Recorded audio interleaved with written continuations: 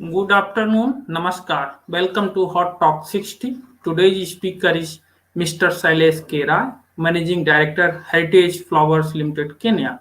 He will speak on Floribusinesses in Kenya, my experiences. I would like to invite moderator Dr. MC Singh sir. Sir, please.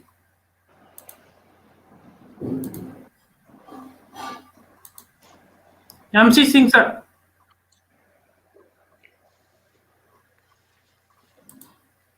Yes, thank you, Shiv Pratap ji. A very warm welcome to the Hot Talk Show. And let me introduce the speaker of today, uh, Mr. Shailesh Rai. He's a MD of Heritage Flowers Limited in Kenya. Mr. Shailesh Rai holds a postgraduate degree in horticulture um, and specializing in from Pantnagar University. He's been academically a very bright student of our times, and he has wonderfully sailed his journey in the floriculture as a production manager, sales and marketing, and he has almost 25 years experience in the floriculture field. Uh, he has worked 7 years in India before he joins the Costco Blossoms in 1995, later moved to the Rosette Agrotech in 2002 when he came to Kenya, joining as flower production manager uh, uh, and in the Kenya, and same capacity while in Webpro Kenya Limited Group companies in 2008. He was given the additional responsibilities of receiving Star Flowers Limited as a production manager and the financial and performance assets. He managed to remove the company from ICU within 3 years period of in 2011. He was voted the manager of the year in the floriculture industry, and he was also voted as a successful turnaround a floriculturist by the Floriculture Journal. He was in charge of two farms, the Long Knot Horticulture, which was in 40-hectare area, and Kongni River Farms Limited, Star Division of 30 hectares in Kenya. At Star Flowers, he successfully started IPM, propagation, and rose breeding programs for a Pro Kenya Limited IPM, uh, and he joined Triple A Growers Limited in 2015 as Group General Manager. So since then, he has been very actively doing and managing the flower farms, especially roses, since 2015 as Group General Manager, and in Ruti, 40-hectare farm, and Timou, 30-hectare, two different climatic areas. So his journey into the floriculture sector led him to create his own brainchild as Heritage Flowers Limited in the same region, and he could continue with his partners, Mr. Riaz and Mrs. Ranjita Rai. So currently, this Heritage Flowers Private Limited is working in 60 hectares of land, and out of that, 12 hectare has been built under the greenhouses, especially growing cut roses. So the state of art technology using the irrigation modules, controlled environment, and currently supplying the cut flowers to various European countries. And currently, the farm is actively supplying cut flowers to UK, Australia, Russia, Middle East, and other countries. So the journey of Mr. Rai has been so wonderful. So, Mr. Rai, uh, it is indeed a great pleasure talking to you this evening, and your journey over 25 years into this sector, yes, will give an insight to these viewers and the listeners of this talk today. And indeed, it's our pride and privilege that you originally belong to India, but your business is flourishing in abroad in Kenya, and you are catering the demand of European countries, and you are having a remarkable achievement in your name. So, Mr. Rai, as we see in the previous year, the pandemic year was so much terrible for all the businesses as well as social life. So we would like to know on your family front. So we hope everything is fine, and because you have a very good social setup abroad.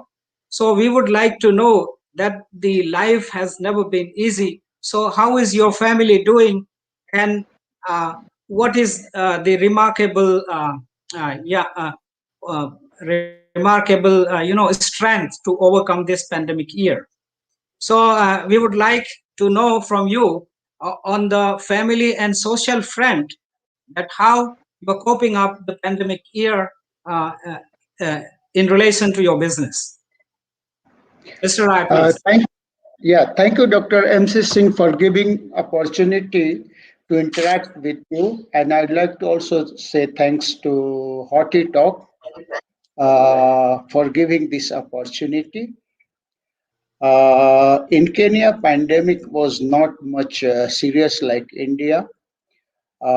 Country was under control, and might be credit goes to like a natural resistance to the human being. I can't say much about that, but our family is doing quite good. Uh, Thanks for this giving opportunity. Yeah, Mr. Rai, as we know that the business, especially in the cut flowers, because we see it's a highly perishable item or the produce, what you deal with. So if we say the shift in the business, do you see any shift in the business in this time of crisis, or what challenges you are facing currently, uh, pre and post Corona period, uh, regarding the establishment and also the supply chain? See, when pandemic started, most of the businessmen in our industry they were panic, and most of farms went for the drastic cost cutting. Some farms decided to close even business. March, April, and May, it was a tough time because no one was sure what's going to happen. But from June onwards, even international market opens up, and we started producing flowers in Kenya, and we started exporting. Though freight was our biggest challenge because most of the airlines reduced the cargo flights. Freight was our biggest challenge. Freight cost went high, almost the double from Kenya to European country and other countries. Yeah, that is the rule of business. If you can cope up the adversities and survive, probably you can remain stand in the business. So similarly for cut flower industry, yes, we have seen over the year that even the country like Holland, they could dispose of so much of their consignments and the flowers from the international market into the sea because there was no sale and business in the Corona times. So, Mr. Rai, we would like to know that, as we know from the Nagar, that you have been so bright a medalist and an excellent academic career. Uh, since you entered into the business as a production manager, then you started breeding, and the journey did not stop. And then you created your own infrastructure and the business. So here we would like to share your experience as an enterprise. What made you to change your arena to go into the business, because it's a very high risk business in cut flowers. So whether this was an advantage being in a country situated at equator, that you will probably have an advantage of climatic suitability, and also maybe the expansion of the business if it succeeds. So what has been your experiences that you created a brainchild and started business into cut flowers, please? See, I have been progressing in my business or in my career all along, and I reached to the highest level position as a group general manager. After that, I did not see any further challenge in my career. That's why, to take a new challenge, I have decided to start my own business. Another idea was to start business to create much more employment to the rural area of Kenya. Uh, but I was thinking to start business since a long, and I took that risk at this age, about 48 years. But I was utilizing my experience and knowledge to start and plan this business. It gave me opportunity. Uh, sorry, it's gave me big opportunity and flexibility to implement my thoughts as well as my creativity.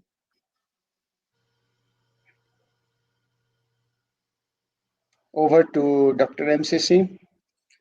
Yes, indeed. It's been a very good that the journey was successful, but still, it's one word that success does not come so easy.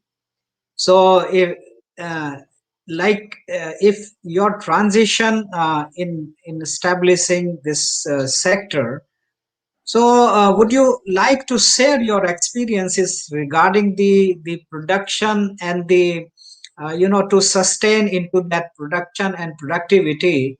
What message you can share with our viewers and the listeners, that if somebody wants to start the cut flower business in India or abroad, so what is can be the possible scale of this business and the investments? So if you will throw some light on it, so probably our the budding entrepreneurs or the business upcoming business young professionals, they would be inspired to know from you, please. See, the to start this business, first you need to decide your goal. Once you decided the goal, you need to decide long-term as well as short-term goals, and slowly start achieving your short-term goal first. Now, in our business, first important thing is to selection of the site. As it's intensive agriculture, water availability, type of the soil, and weather is more important things to select it. Once you have decided, then next steps are to choosing the infrastructure, right kind of the greenhouse, right kind of the irrigation system, right kind of the plastic. Once you have done this, then most important aspects of our business to choosing rice variety. If you choose the right variety, then it's easy to succeed in the market. Once you grow, then you will start looking your marketing strategy. Over to Dr. MCC. Yeah, indeed, it's very well said that to sustain into the business, you have to check with all the parameters of protected cultivation as a whole. The climate being the one, and the management being the second, and to sustain into the marketing of the produce, there is a need to establish a good supply chain. So if we see the supply chain, the pre-harvest factors and the post-harvest factors. So would you like to throw some your experiences that how the management part is effective, and what needs to go for a supply chain, say around 10 to 12 hours in transition when you cut flowers goes. So what precautions, what equipments, what machinery, and what post harvest cold storage facilities you need to be equipped with them, with the system. See, the first thing is start from the production. Uh, in my case, as I am having experience of almost 25 years, which I have learned through the right site selection, right equipment selection, and right varieties. Now, in terms of the post harvest, yes, it's a very important and crucial factor to have the cool chain management. I would like to mention here one word called degree hours. What does it mean, degree hours? The flowers has a shelf life, which is the temperature multiplied by the hours is called degree hours. Suppose any flower which is exposed at 20 degree, and suppose degree hours is 5000, so then 5000 divided by 20, that is the shelf life. But if same flowers is stored at the 2-degree temperature, the shelf life increases almost 10 times. We have control up to the air. What is the most important? Before processing, you need to cool the flowers at least 6 to 8 hours at 2 degree, then take for the processing. And processing should not take more than 45 minutes to 1 hour maximum. After processing, again flour has to be put in the post-harvest solution, and again it has to be cooled 4 to 6 hours minimum. Once flowers is cooled, means product is cooled, even if it's exposed to the higher temperature, it's maintain the cool chain management. Over to Dr. MCC. Yeah, if we see the constraints in terms of resources to manage a business, like you are placed in Kenya. So many of our Indians and the Asian counterparts, they will think that if a business is set abroad, and where you do not have any lineage being a native person, so have you come across some managerial challenges and the pros and cons, where you feel that if you would have you done it, so probably you have excelled much more in the country like Kenya. So what has been your experiences in the establishment, as you know, the problems and the constraints which you might have faced to manage the site location, the availability of water, as you said, and the quality of land. So which one is more important in your terms? What message you would like to give to our viewers, please?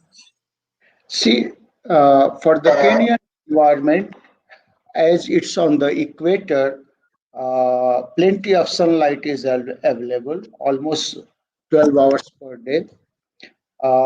Lot of virgin soil is available. Uh, Good workforce are available. the biggest challenge in Kenya is the water availability. Most of planning has to be done how to utilize water in the efficient way. Once you will get the proficiency how to utilize water in efficient way by using the mainly drip irrigation. Second thing, the rainwater collection. That is the biggest things to consider when you are starting the business. Otherwise, I have seen a few farms which were started during summer. They don't have enough water, and they generally they are forced to close the business. Over to Dr. MCC.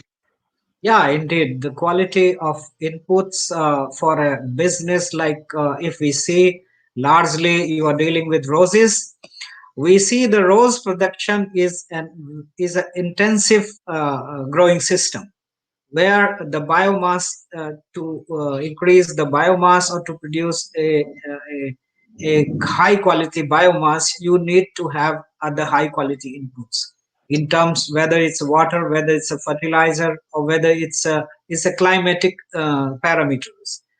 So if we see the climate as a deciding role, so light is a source of energy, and what is you harvest the light as a whole in the production system. So I could see the production system is entirely different from the European climate to the African climate, uh, and the advantage being the least possible variation in the climatic parameters like temperature and light. So light being so crucial. So in terms of light management, what the problems and the constraints do you face, and what is the management of light for the production system, especially in the roses, because it seems to be a very strong light demanding crop. If you see the harvesting period is confined to only 40 to 45 days from the sprout of a single stem, and then it turns into an individual cut flower. So if you say the 7 weeks management for growing a good cut flower in roses, so what package and practices you would like to recommend to the rose growers as a whole, so yeah, so that the managers, the farm owners, they can be benefited from your experience, please. See, the first I'd like to clarify this 7 week growing period. See, the growing period from one cut point to another cut point depends upon the altitude or microclimates. Suppose in Kenya, the flowers are grown from 1300 altitude up to the 3000 altitude.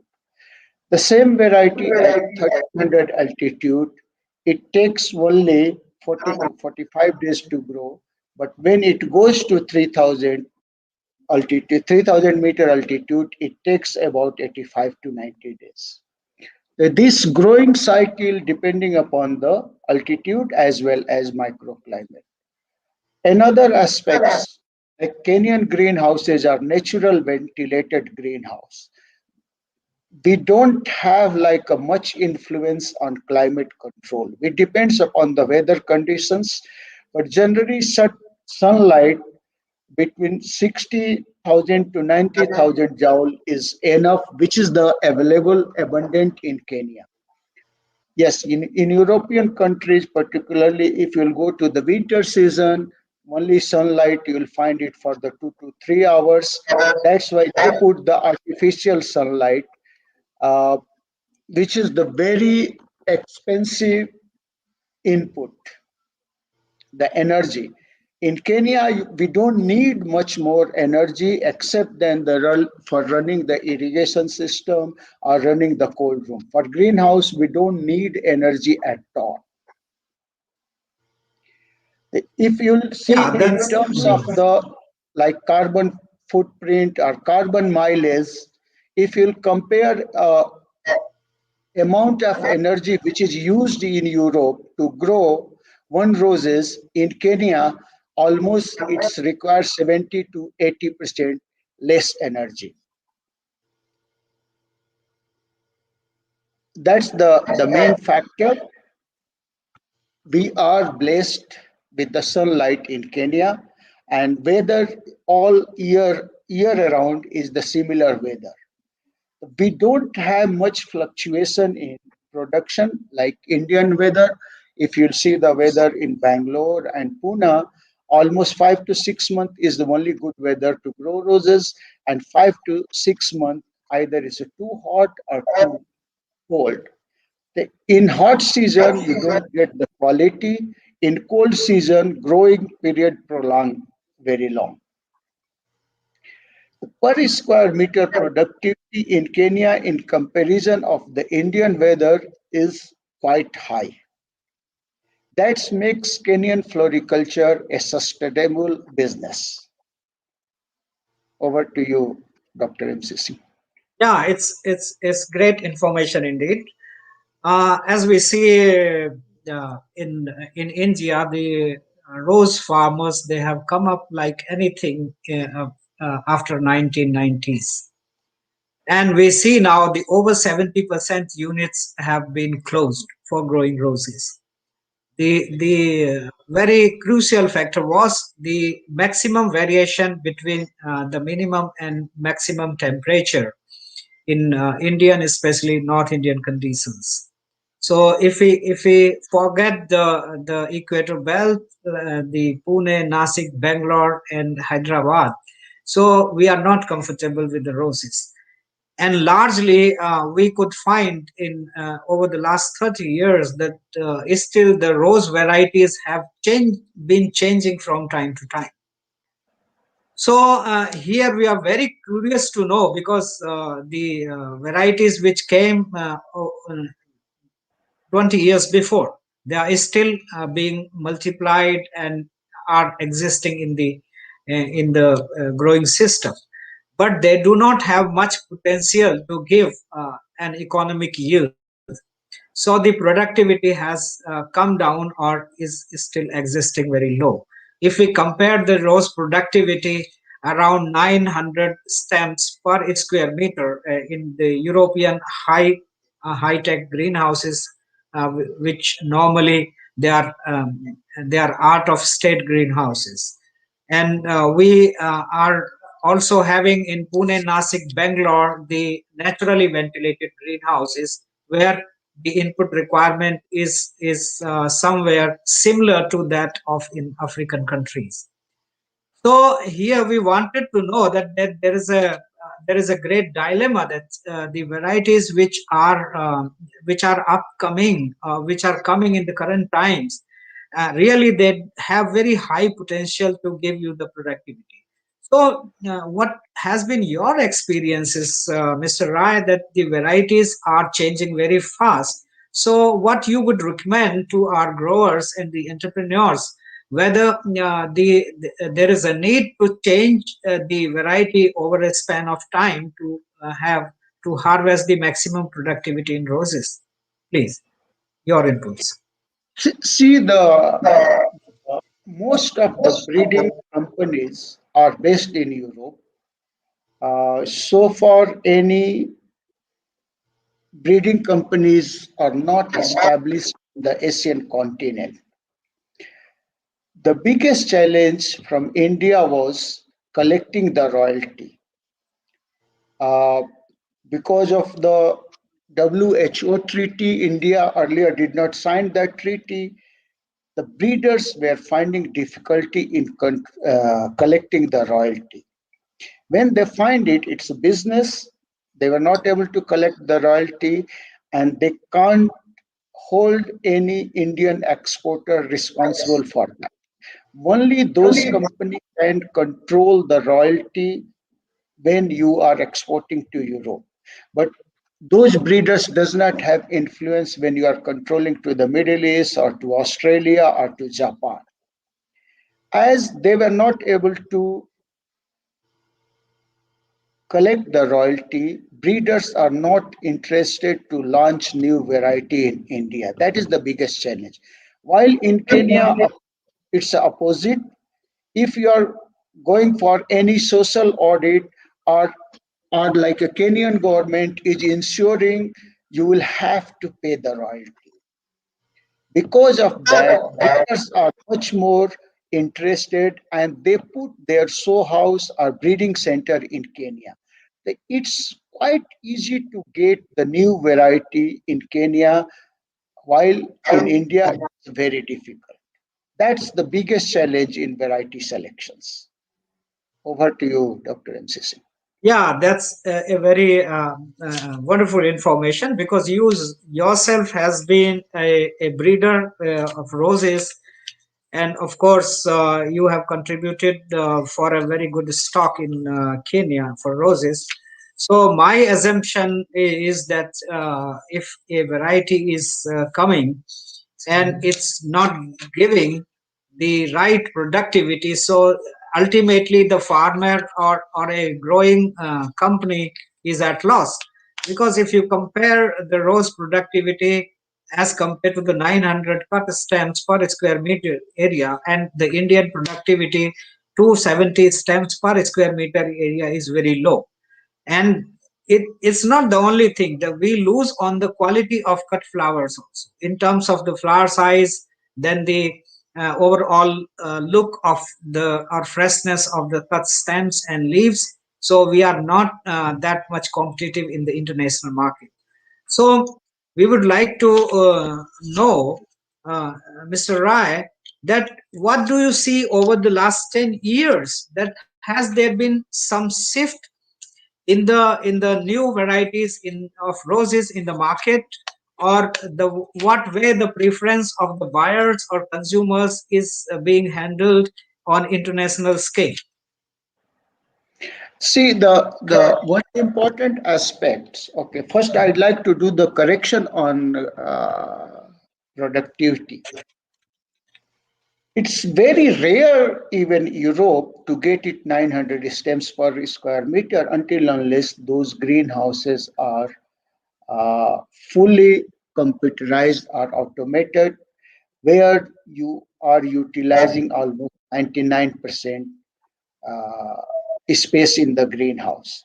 Overall, if you see European market, productivity is close to 400 square meter stems. While in Indian environment, getting productivity 1 to 20 to 150 is also big challenge. I'm talking about the quality of stems. Otherwise, if you are taking only suckers or flowers for the temple, you can get any quantity. That's not a criteria. We are talking about the commercial production of the any variety. See, the Indian environment, what we are struggling is only we can grow good quality 4 to 5 months. Rest year we are not able to sustain the quality because of the weather conditions. Labor cost is going very high. That's what I understood in Pune area and Bangalore area. Some only few companies are sustaining. Otherwise, it's become a small scale industry where people are growing flowers and selling in the local market where it does not require cool chain management. Much more, they are focusing the temples and wedding and such kind of the events. That's why the Indian industry is struggling. When big players are not there, it's very difficult for breeder to go put their sow house. It's the another a huge cost to maintain the sow house and launch new varieties in Indian environment. In Kenya, it's the opposite. Uh, they have their own breeding house. So many companies has started breeding center here. It's very easy. Any day, it's open house. Any grower can visit to the breeders. While you select your own varieties, then you start doing the trial. That's why Kenya has advantage on variety selection. Over to you, Mr. MCC. Yeah, this the selection, of course, it is influenced from the demand in the market. So, and since we the time we were students, we used to read and understand that the demand for cut flowers varies from the country to country. So since you have 6 7 destinations as an export market for your roses, So, what do you see that the different destinations they require different different types of roses, or altogether the same consignment can be asked in any country of for their demand? So, we would like to know from you that the destination specific requirements, does these market demands they control the growing system? See, the as far as market demand is concerned, yes, few countries like big-headed roses, like Russian market, mostly they like big head rose. Big head, I mean 4.5 centimeter to 5 centimeter head size, even 5 plus head size. While it will, if you will go to the European market, most European market is a supermarket business, and in supermarket business, they like a smaller head size, like 3.5 centimeter, which are categorized as the intermediate flowers. Then also in the European market, it's they like even 2.5 to 3 centimeter head size, which is the called sweetheart. While in other countries, even Middle East, Russia, Japan, they prefer the big head size. Also, the new trends are coming, mainly the Japan, Russia, and Middle East for the spray rose as well as a fragrant roses. Then lot of new trends are coming, different kind of opening, garden roses. Yes, it's country wise, it's varied. Uh, Standard color or varieties goes almost all country same. Over to you. Yeah, indeed, it's a great thing to understand that the roses, yes, the demand driven market is still prevailing. Uh, uh, Mr. Roy, uh, especially I have a curiosity that the compact floriculture plants or ornamental plants demand is growing for compact plants. So, is there any shift in roses also to grow the pot roses as compact plants uh, for flowers, or are there some new adventures in the rose industry to come up with the small size rose plants like potted flowering rose plants? Is there any development in the international market? There is a huge demand of the potted plants, either rose or any other flowers. But the biggest challenge is the how to export them. Okay, the we can use the sea freight to do this business. So far from Kenya, no one has started such kind of the business because of the space availability. One or two company they did it. They grow here 6 month rose bushes according to the market requirement, but they have the outlet in UK and Europe. When flowers goes, they plant into the pots. Once it comes in the flowering, they sell it. But from Kenya or India, no one has tried this business. Yes, there is a huge demand in international market for the potted plants. Yeah. So in the rose industry, we could see that the budding entrepreneurs are coming on daily basis.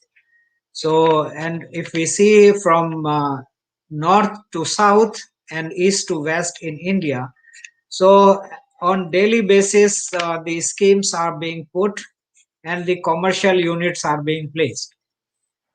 So we would like to know if we can compare our climate in Pune, Nasik, Bangalore, so where we largely have naturally ventilated greenhouses, especially for roses.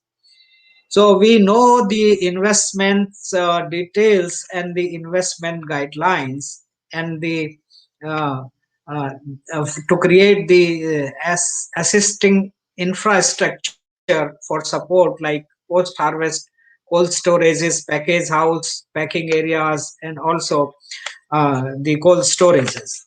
So we would like to know, Mr. Rai, if uh, an entrepreneur wants to enter into the floriculture business, so in terms of size and in terms of the investments, what would you like to suggest that an economic business scale, uh, how much the limits can be set and the economic production can be taken? See, I will refer only the Kenyan business. Uh, as I left India 25 years back, I don't have much clue on investment cost in India, but it could be the similar. See, in Kenya, if you want to start any flower business, particularly rose growing, your investment varies between 35 to $40 per square meter. Sorry, it's almost 3,000 rupees per square meter. I'll not convert it. I'll talk it into the foreign currency, mainly dollars. See, the one third cost is your greenhouse and irrigation. Then almost 40% cost goes to royalty and plant cost. In terms of Indian business, this cost is quite cheaper. The plant cost as well as royalty. I'm not sure how many people are paying royalty, but it's quite cheaper. Other infrastructure costs like a cold room and all, if you are setting it up in Kenya, 10 or 20 hectare project, the cold room cost is nothing. But I came to know in Indian conditions, government is supporting a lot. They are giving subsidy on the small scale growers, on the irrigation and greenhouse. That is the important factor. That is the important cost guideline. Thank you. Over to Dr. MC. Yes. See, if we see roses, they have a very critical nature of growth. So, and we have heard that the Kenyan floriculture industry is, uh, is a like very congenial climate. So, what we see to manage the plantation in Indian conditions, largely we follow the operational guidelines where the pruning and bending has been much crucial to take the production year round. So of course in roses, because you also said that you if you have 40 to 45 days time frame to grow roses, and the market demand is fluctuating, so probably you will also have a calendar of market demand, and also the supply schedule for different destinations. So, what would you like to suggest our listeners and the growers that the regulation of the production vis-a-vis the market demand? So, what are the key factors which someone need to control for regulating the production and the market supply? See the yes, the mainly flowers are grown for occasion, and we can say that high season and low season. So in last few years, this pattern had changed. There is no much high season or low season. But overall, on my previous experience, I can say high season start from September, October, and goes up to May.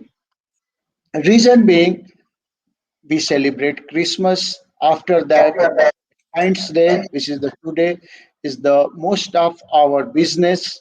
Our revenue collection depends upon the Valentine season only. I can say we, if things goes well, we get almost 20 to 25% revenue on this Valentine's Day season. After Valentine's Day in Russia, Women's Day celebrated, which is the first week of March, which also coincide with the Mother's Day in the UK. Then Mother's Day in Europe is the first week of May. Then Mother's Day in France, the third week of May. These are the few occasions we all grower has to target. But most important things, the your buyer what they want continuous supply. If like a grower we want to utilize these only occasions, the your buyers always punishes if you'll not supply year around. What the buyers they are rating that continuous supply from the same growers with the same quality, that is the key factor in our flowers business. Over to you, Doctor. Yeah, it's yes, it did. It's not very easy to handle a business. So, if in nutshell, we would like to know from you that every activity has do's and don'ts. So, if we see the floriculture industry and the greenhouse cultivation of roses, so what are on your list uh, about the do's and don'ts in the especially in the floriculture production supply chain? So, in terms of roses, so what you would recommend to our growers and the viewers? So, what do's and don'ts a person can follow to be a success in the business? See, much more I'll talk about what can be done rather than the not to do. See, the success, the key success regions are going attention in details. It's not possible to do the business, particularly any agri business, by sitting in office and running business on the WhatsApp or the any social media. It's very difficult. You will have to go and spend time in the field. That is the key point everyone has to consider. Then attention in details. Small things has to be checked. If there is any weather change, what has to be required. Then availability of the raw materials. If you don't have available raw material, it's a big challenge. Uh, Still in India, the availability of the right inputs, particularly chemicals, are a big challenge. While in Kenya, we are lucky, almost we can get all chemicals available within 1 hour. Any kind of the chemical will be delivered. Uh, I will quote one of my friend from Bangalore. He asked me, "Good uh, suggest good chemical for botrytis." When I suggested, he asked me the price. That chemical somebody want to sell him $200 per liter, while in Kenya it's available at $20. Though the chemical industry, agri chemical industry has grown in India, but it's not much focused to the flower industry because comparatively it's a very flower is a small industry. Not to do. What is the not to do is in our industry, the time taken from decision to implementation is a big challenge. People like me, I know the growing, I have done the growing. If I feel some chemical I required, immediately I made available. But in terms of the any other business people, they go through the procedures. First you order, manager will order, then office people will ask the quotation from 3 4 suppliers, they compare the price, and disease pest does not wait for this long process. That is the main challenge in our industry. Over to you, Dr. Francis. Yeah, Mr. Rai, we have listened too much of GAP protocol. So, yes, the prevention is better than cure. So, largely we have seen the rose plantations dying of many diseases and the insect pest and the complex of uh, various ailments. So, what do you recommend as a gap protocol in a brief way for rose production in the nutshell, please.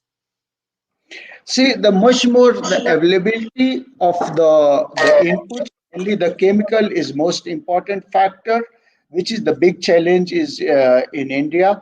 While in Kenya it's available, but here also sometimes if the corporate culture is followed, that's becoming a bottleneck in flower industry. Yeah. Over to you.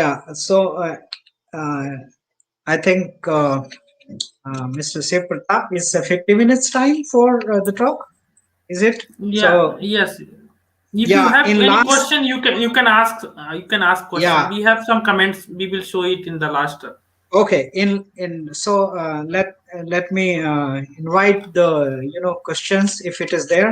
So in last but not the least, uh, uh, if we say the rose business or this rose cut flower business as a whole, so we want one line inspiration from you, Mr. Rai.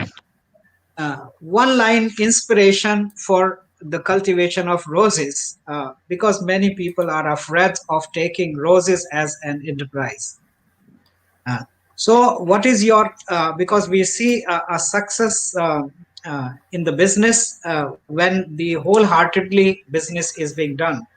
So, what is one line inspiration for our entrepreneurs and growers, especially for rose production? I think the one line word is the attention in details. Second things, we need to look how to increase productivity by reducing growing cost by not compromising the quality. Yeah, indeed. So this is towards the end before the questions come. So let me uh, thank to Mr. Rai. Our heartfelt thanks to you, sparing your valuable time with us, sharing your experiences, and giving and exposure to the flower, cut flower, especially rose industry in detail to our viewers and listeners. So it's been a great pleasure talking to you this evening, and we are indeed very grateful for your time and your sharing knowledge at this platform. So, Mr. Rai, we wish you and your family a very wonderful year, and also we wish that our wishes are that you excel further into this business and you become a role model to inspire many others in India and also in abroad. So thank you so much. Thank you for the sharing time. Let me take the question from Dr. Sanjay Kumar Dwivedi. Namaskar, sir. You are asking about what are the other business opportunities in Kenya in field of horticulture. As earlier I mentioned, the Kenya is situated on equator. It's a lot of opportunities to grow any hardy crops, mainly vegetables, because if you are growing vegetable in Kenya, you can ensure year-round supply to any market. I mean that anytime any crop can be grown in Kenya. Again, I'm repeating, any vegetable crop anytime can be grown in Kenya. Means from week 1 to week 52, you can do the sowing of that crop and you can do the harvesting. Same in case of the like fruit business, mainly mango. Mango in Kenya can be grown year around. Now, new trend or new crop is coming in Kenya, which is called green gold avocado. There is a huge demand of avocado worldwide, and lot of people are planting avocado in Kenya. It's very easy to grow and easy to get the good quality, and particularly from Kenya, production comes when from all over world, production goes down of avocado. This is the big opportunity. Thank you, Dr. Dwivedi. I would like to take any other question. Yes, sir. One question is on the screen, sir.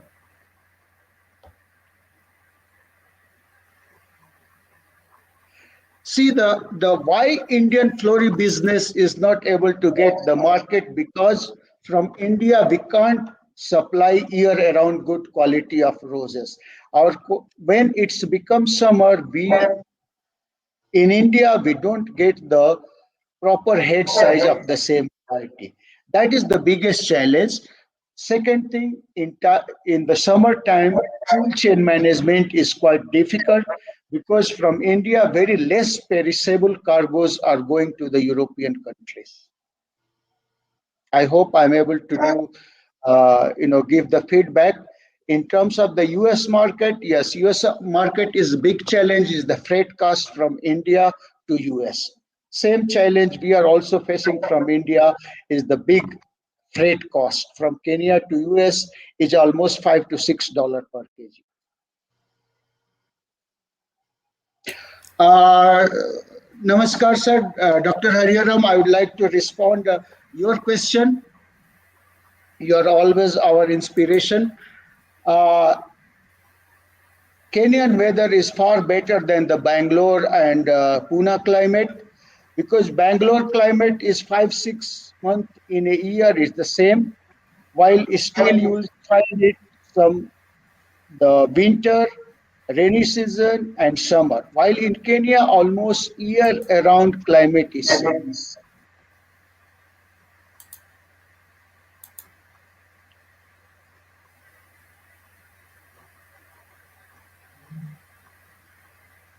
Yes, another question regarding grape and passion fruit. Yes, there is huge demand, and to grow the passion fruit in Kenya, some new farmers started growing grapes, but much more for the wines, not for the table grapes.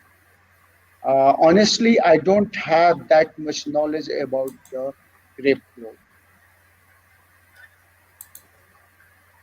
So we have some appreciation comments. So we are going to show you, sir. Anil Pawar, great sir. Rajaram Yadav, most welcome sir. Ved Manhas, very informative webinar. He is from someone Egypt. Hello everyone, I am Hassan Mohammed, watching from Egypt. Anupam Maurya, welcome sir. Anshuman Srivastav, welcome. Sanjay Kumar Dwivedi, exemplary work done by Mr. S.K. Rai. Many congratulations. Thank you, sir. Gargi Sikire, very informative. Yeduram, good afternoon. Thank you, sir. Singh S.K., very good job. Thank you, sir. Pramod Chaurasia, wow, congratulations. Thank you, Pramod. Hari Hari Har Ram sir, excellent talk by Mr. S.K. Rai. Thank you, sir. Mamta Singh, congratulations. Thank you, Mamta. SK Sanjay Kumar Dwivedi sir, again commenting, excellent experience sharing. Really, thank you, sir. Hari Ram sir, again commenting, thank you, Mr. Rai. Good evening. Congrats on clear talk on floriculture businesses in Kenya. Really, I appreciate for your blessing, Dr. Hariharam. Thank you. One question is coming, I think, sir. Sunil Sharma, temperate fruits in Kenya, problem and challenges he want to ask. Honestly, regarding fruit, I'll not be able to answer this. Thank you, sir. Ramesh Bhat, excellent, sir. Thank you, Mr. Ramesh. Sunil Sharma, informative talk. Thank you, Mr. Sunil. Sarita Singh, congratulations. Thank you. So many comments are coming, sir. If any query we get any question, we will send by mail, sir. Dr. Yeah, MC, then sir. once again, let's thank the all viewers and the listeners, and a special gratitude to Dr. Professor Harihar Ram sir. He's been our great teacher, and is still the path guider. He's a good guide for us. Still now, he's active, writing so many books for our use and students' use. So, sir, thank you for participating in this webinar, attending it, and giving the comments. And lastly, we again thank Mr. S.K. Rai and also his family way back in Kenya for a nice support, and also giving him shoulder to shoulder to flourish in the business, and also his counterparts. And lastly, I'm thankful to uh, the Dr. Dwivedi sir, ISHRD, for organizing this talk and also giving me the opportunity to interact with Mr. S. K. Rai. We have been the colleague in the graduation and post-graduation in Pannagar, and we have done a great, experience learning in the previous times. So thank you, one and all. The Namaskar. last, I would like to say thank you, Dr. MC Singh, Dr. Sanjay Dwivedi, for giving me this opportunity and having me here.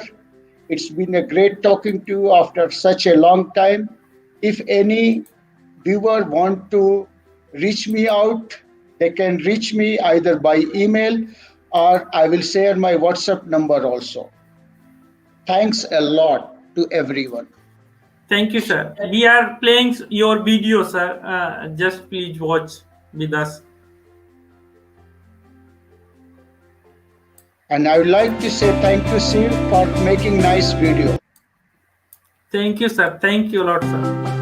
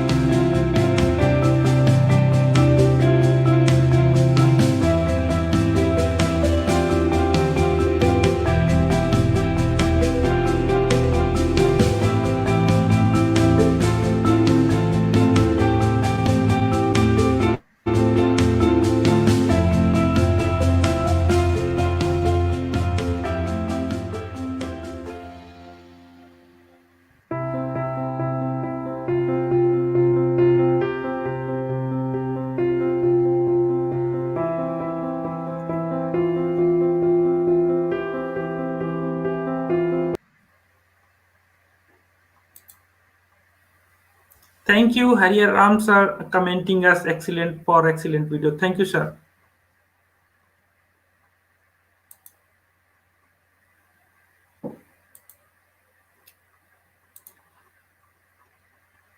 Thank you, sir, on wonderful talk. Audience, please send your query and question to progressivehorticulture@gmail.com. Response for audience was tremendous and very encouraging remark. Thank you, audience, for active participation and support. Thank you all.